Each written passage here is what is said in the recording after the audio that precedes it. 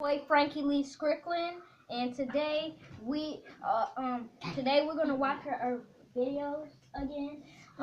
With the AK brothers. Yeah. Okay. So let's get into the video. Shall we? Stop. You don't stop before you get out. I'm about to fight my camera. Hey guys, I'm never gonna be able to make a video ever again. In a little girl's voice from the bowels of the unfinished part of the basement. Now it's pitch black around me except for my island of salvation. He's scared. At this point, I'm so fucking No. in the area called Watson. These scaredy cats here decided to get scared. Hi.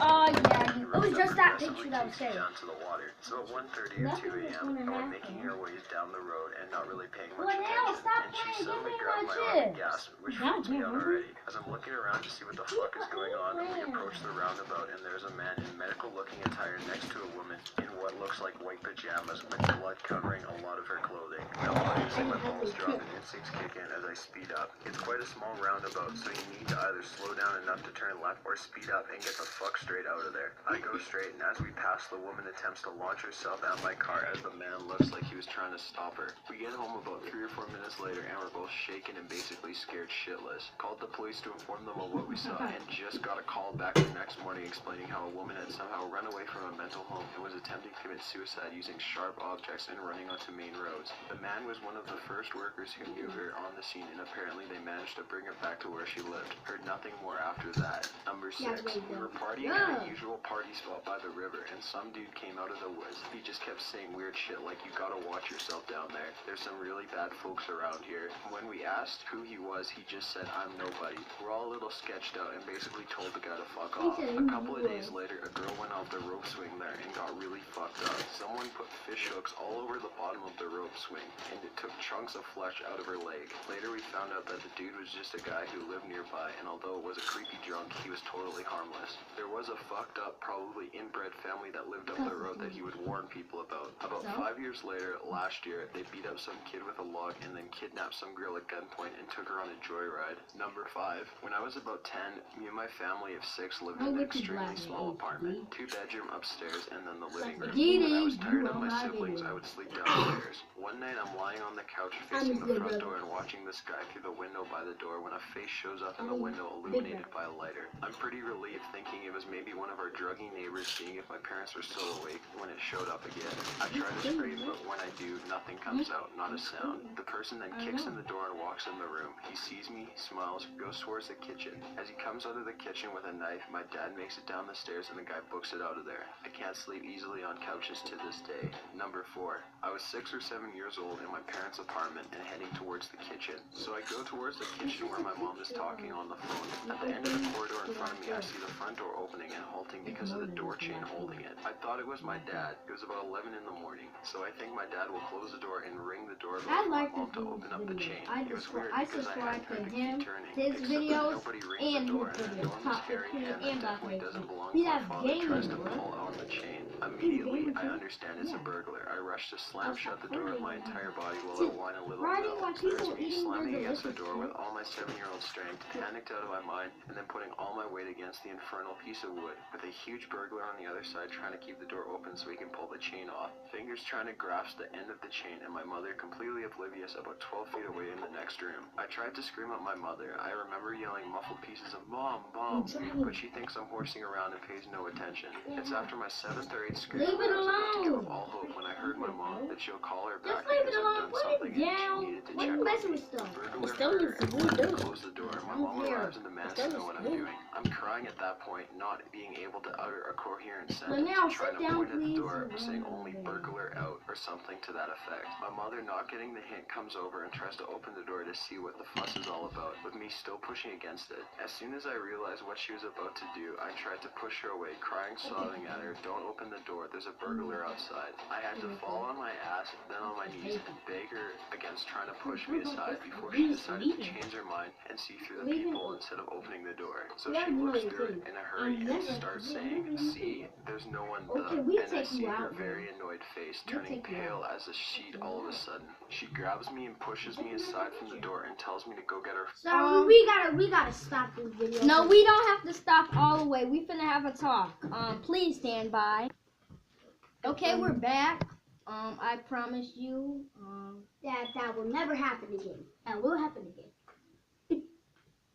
I rushed to the kitchen. I heard her yell through the door. I can see you crouching. You're behind the door. I'm not gonna open, and I'm calling the police right this minute. The bastard was still behind the door, crouching as low as he could, not making a sound, so my mom would think no one was outside as she opened the door, and he'd rush inside. My mom called the police, and after 5 minutes of my mom issuing threats through the door, we heard someone creeping away from the hallway, down the building entrance, and outside the building door. My mom was white as a sheet, not making a sound or expressing any emotion throughout the whole ordeal. After about half an hour later, my father arrived, oblivious to the whole thing. When my mom told him about what happened, he went and got a new lock and a better door chain. The police arrived that afternoon, a full 5 hours later. Even though the police station is a 10-minute drive from our house, I don't think the burglar was ever caught.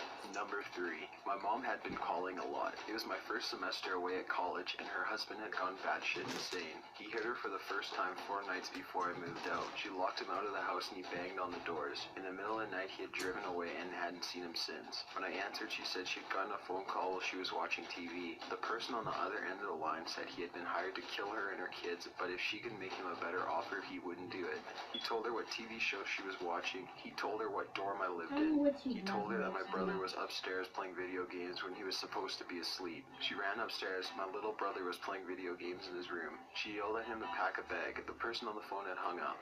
She called me. I waited for 45 minutes before leaving, hoping my roommates would show up and help me figure out what to do. I said I'd call the police, but my mom said no. She said please come help her. My roommates didn't come home. The RA was gone. I got into my truck and made a 45-minute drive in 20 minutes. The highway was nearly deserted. I hoped a police officer would pull me over. They'd know what to do and I'd be able to say I hadn't called the cops. I accidentally missed my turn when my mother called me 3 times in a row. I accidentally ran a red light when I answered. A cop was right there. He didn't pull me over. When I got to our neighborhood, I parked 2 streets away and used my ROTC tactical movements to go through the alleys to her backyard. I tried to call my mother 3 times, but she didn't answer. I put my phone on vibrate. The gate was closed, but when I opened it, I saw a back door standing open.